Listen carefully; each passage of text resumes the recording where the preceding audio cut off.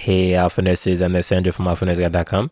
This is 18 Practice NCLEX questions. Without the way, let's get started. The nurse who is caring for a client with kidney failure notes that the client is dyspneic, and crackles are heard on auscultation of the lungs. Which additional signs/symptoms should the nurse expect to note in this client?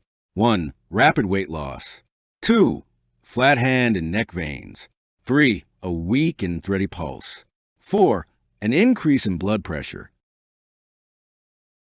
The correct answer is 4. Impaired cardiac or kidney function can result in fluid volume excess.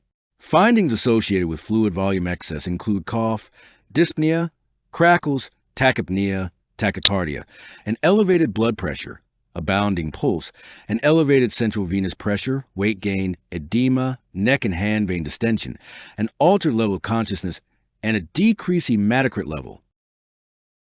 When conducting a mental status examination with a newly admitted client who has an axis-I diagnosis of paranoid schizophrenia, the client states, "I'm being followed.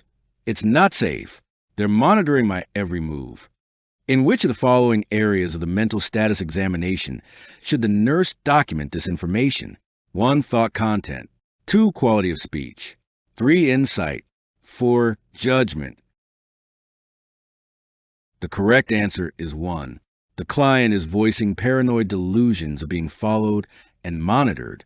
Presence of delusions is described in the area of thought content in the mental status examination. The speech section would typically include documentation of disturbances in speech or pressured speech. In the insight section, the nurse would document information reflecting a lack of insight. For example, statements such as, "I don't have a problem." In the judgment section, the nurse would document information reflecting a lack of judgment. For example, poor choices such as buying a gun for self-protection. An outpatient client who has a history of paranoid schizophrenia and chronic alcohol dependency has been taking risperidone for several months. She reports that she stopped drinking 4 days ago. The client is very frightened by the tactile hallucinations of bugs crawling under her skin. Which of the following factors should the nurse incorporate into the plan of care when explaining the tactile hallucinations? 1. Alcohol intoxication. 2. Ineffectiveness of risperidone. 3. Alcohol withdrawal. 4. Interaction of alcohol and risperidone. The correct answer is 3. Tactile hallucinations are more common in alcohol withdrawal than in schizophrenia. Therefore, the nurse should explain that these hallucinations are the result of withdrawal from alcohol. Because the client stopped drinking 4 days ago, the client is not intoxicated. Risperidone has little effect on symptoms of alcohol withdrawal. It is prescribed for symptoms of schizophrenia. Alcohol and risperidone have an additive effect, not one of causing hallucinations. A client is receiving streptomycin for the treatment of tuberculosis. The nurse should assess the client for 8th cranial nerve damage by observing the client for 1. Vertigo. 2. Facial paralysis. 3. Impaired vision. 4. Difficulty swallowing. The correct answer is 1. The 8th cranial nerve is a vestibulocochlear nerve, which is responsible for hearing and equilibrium. Streptomycin can damage this nerve by ototoxicity. Symptoms of ototoxicity include vertigo, tinnitus, hearing loss, and ataxia. Facial paralysis would result from damage to the facial nerve. Impaired vision would result from damage to the optic, oculomotor, or the trochlear nerves. Difficulty swallowing would result from damage to the glossopharyngeal or the vagus nerve. A client has a positive reaction to the Mantoux test. The nurse interprets this reaction to mean that the client has 1. Active tuberculosis. 2. Had contact with Mycobacterium tuberculosis. 3. Developed a resistance to tubercle bacilli. 4. Developed passive immunity to tuberculosis. The correct answer is 2. A positive Mantoux skin test indicates that the client has been exposed to tubercle bacilli. Exposure does not necessarily mean that active disease exists. A positive Mantoux test does not mean that the client has developed resistance. Unless involved in treatment, the client may still develop active disease at any time. Immunity to tuberculosis is not possible. When developing the discharge teaching plan for the parents of a child who has undergone a cardiac catheterization for ventricular septal defect, which of the following should the nurse expect to include? 1. Restriction of the child activities for the next 3 weeks. 2. Use of sponge baths until the stitches are removed. 3.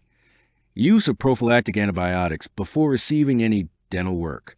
4. Maintenance of a pressure dressing until return visit with the primary healthcare provider. The correct answer is 3. Prophylactic antibiotics are suggested for children with heart defects before dental work is done to reduce the risk of bacterial infection. Typically, activities are not restricted after cardiac catheterization. A percutaneous approach is used to insert the catheter, so stitches are not necessary. Showering or bathing is allowed as usual. The pressure dressing will be removed before the child is discharged. As part of the preoperative teaching for the family of a child undergoing a tetralogy of Fallot repair, the nurse tells the family upon returning to the pediatric floor that the child may 1. Be placed on a reduced sodium diet. 2. Have an activity restriction for several days. 3. Be assigned to an isolation room. 4. Have visits limited to a select few. The correct answer is 1. Because of the hemodynamic changes that occur with open heart surgery repair, particularly with septal defects, transient congestive heart failure may develop. Therefore, the child's sodium intake typically is restricted to 2 to 3 grams per day. Activity restrictions are inappropriate. Typically, the child is encouraged to walk the halls and unit. Risk for infection after the repair is the same as any postoperative client. Therefore, isolation is not necessary. The child may be placed in a room with other children who are not contagious. Visitors are not restricted unless the pediatric unit has restrictive visiting policies. When teaching a multigravida client diagnosed with mild preeclampsia about nutritional needs, which of the following types of diet should the nurse discuss? 1. High residue diet. 2. Low sodium diet. 3. Regular diet. 4. High protein diet. The correct answer is 3. For clients with mild preeclampsia, a regular diet with ample protein and calories is recommended. If the client experiences constipation, she should increase the fiber in her diet, such as by eating raw fruits and vegetables, and increase fluid intake. A high residue diet is not a nutritional need in preeclampsia. Sodium and fluid intake should not be restricted or increased. A high protein diet is unnecessary. As the nurse enters a room of a newly admitted premigravida client diagnosed with severe preeclampsia, the client begins to experience a seizure. Which of the following should the nurse do first? 1. Insert an airway to improve oxygenation. 2. Note the time when the seizure begins and ends. 3. Call for immediate assistance. 4.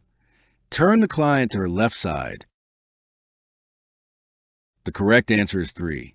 If a client begins to have a seizure, the first action by the nurse is to remain with the client and call for immediate assistance. The nurse needs to have some assistance in managing this client. After the seizure, the client needs intensive monitoring. An airway can be inserted, if appropriate, after the seizure ends. Noting the time the seizure begins and ends and turning the client to her left side should be done after assistance is obtained. A client presents to the OB triage unit with no prenatal care and painless bright red vaginal bleeding. Which interventions are most indicated? 1. Applying external fetal monitor and complete physical assessment. 2. Applying external fetal monitor and perform sterile vaginal exam. 3. Obtaining a fundal height physical assessment on the patient. 4. Obtaining fundal height and a sterile vaginal exam. The correct answer is 1. Bright red vaginal bleeding without contractions could indicate a placenta previa. A sterile vaginal exam should never be done on a woman with a known or suspected placenta previa. Applying the external fetal monitor will allow the nurse to assess fetal status. A complete physical assessment of the patient is indicated. A fundal height is used to monitor fetal growth during pregnancy, but does not provide information related to vaginal bleeding. A young client diagnosed with paranoid schizophrenia is talking with a nurse. You know, when I thought everyone was out to get me, I was staying in my apartment all the time. Now, I'd like to get out and do things again. What is the best initial response by the nurse? 1. With whom do you want to do things? 2. What activities did you enjoy in the past? 3. What kind of transportation do you use? 4. How much money can you spend? The correct answer is 2. Knowing the client's interests is the best place to begin to help the client re-socialize. Knowing with whom the client wishes to socialize, what transportation she has, or how much spending money she has may be relevant questions, but should be asked after the question concerning what activities the client enjoyed in the past. The wife of a client diagnosed with paranoid schizophrenia visits 2 days after her husband's admission and states to the nurse, "Why isn't he eating? He's still talking about his food being poisoned." Which of the following appraisals by the nurse is most accurate? 1. The wife's inquiry is reasonable. 2. Education about her husband's medications is needed. 3. Her expectations of her husband are realistic. 4. An increase in the client's medication is indicated. The correct answer is 2. For the client with paranoid schizophrenia, 2 days on medication is too short a time for improvement to be seen. Therefore, the nurse evaluates the client's wife as needing education or knowledge about paranoid schizophrenia, the course of the illness, and medications. Expecting an absence of delusions by the end of the client's second day of hospitalization is unrealistic. Rather, the nurse would reasonably expect delusions to decrease, disappearing by 5 to 9 days of hospitalization. The wife's inquiry is not reasonable because not enough time has elapsed to evaluate the effectiveness of treatment. An increase in the client's medication would be unreasonable because not enough time has elapsed to evaluate the effectiveness of the medication. Generally, a time frame of 5 to 7 days is needed before the effectiveness of medications can be determined. A newly admitted client diagnosed with paranoid schizophrenia is pacing rapidly and wringing his hands. He states that another client is out to get him. Then he says, "Protect me, select me, reject me." The nurse should next 1. Administers oral PRN lorazepam and haloperidol. 2. Place the client in temporary seclusion before he has a chance to hurt others. 3. Call the primary healthcare provider for a prescription for restraints. 4. Ask the other clients to leave the immediate area. The correct answer is 1. The client anxiety, as reflected in rapid pacing and clang associations, is rising as a result of his paranoid delusions. Administering the lorazepam and haloperidol will help the anxiety and delusions. The client is not threatening others at this point, so seclusion, restraints, and asking clients to leave the area is not necessary.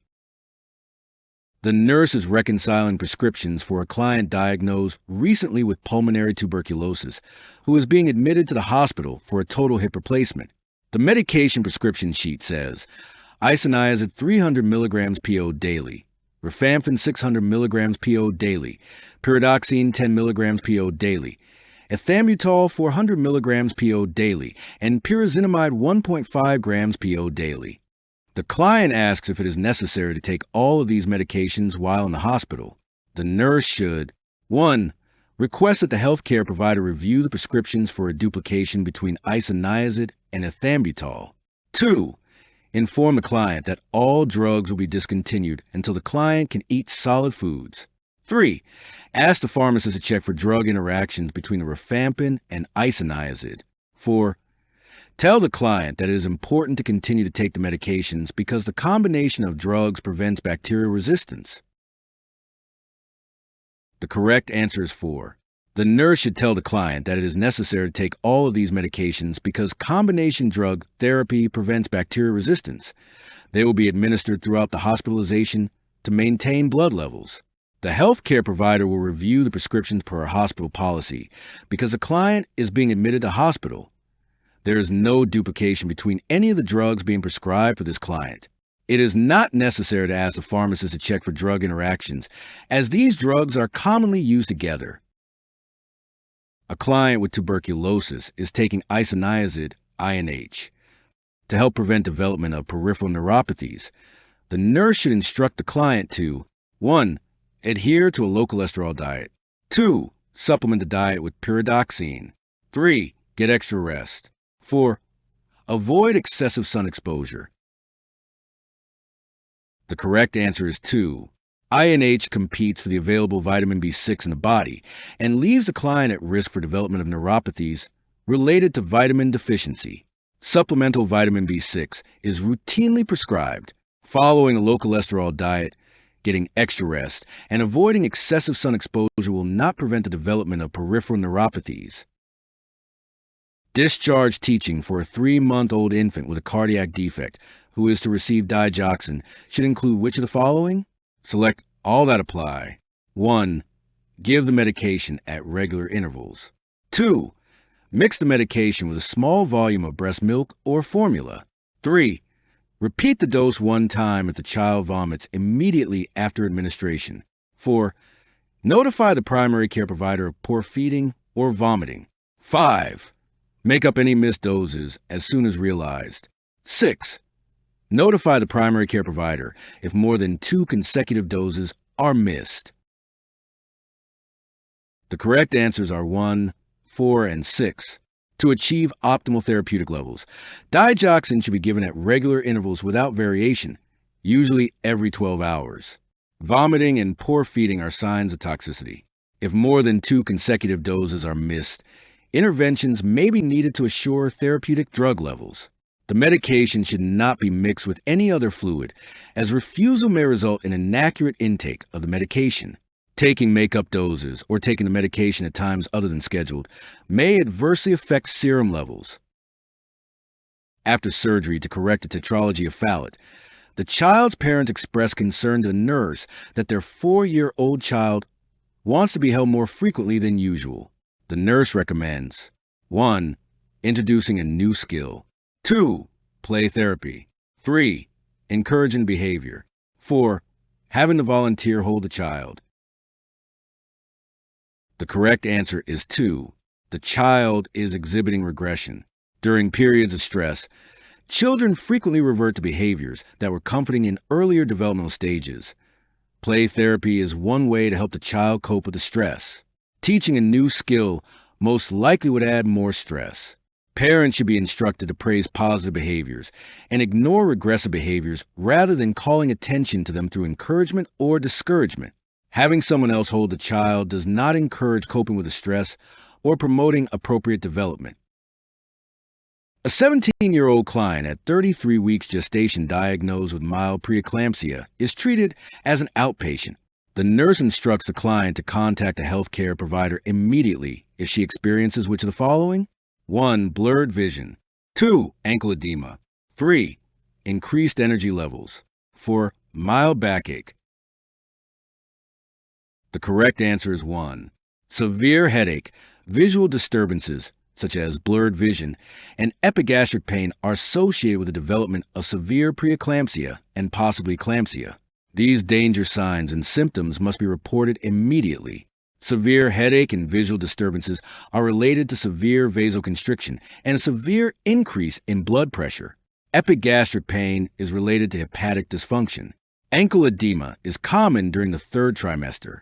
However, facial edema is associated with increased fluid retention and the progression from mild to severe preeclampsia. Increased energy levels are not associated with the progression of the client's preeclampsia or the development of complications. In fact, some women report an energy spurt before the onset of labor. Mild backache is a common discomfort pregnancy, unrelated to progression of the client's preeclampsia. It also may be associated with bed rest when the mattress is not firm. Some multiparous women have reported a mild backache as a sign of impending labor. You can get my NCLEX review bundle. Links will be in the description. I'll see you guys in the next video.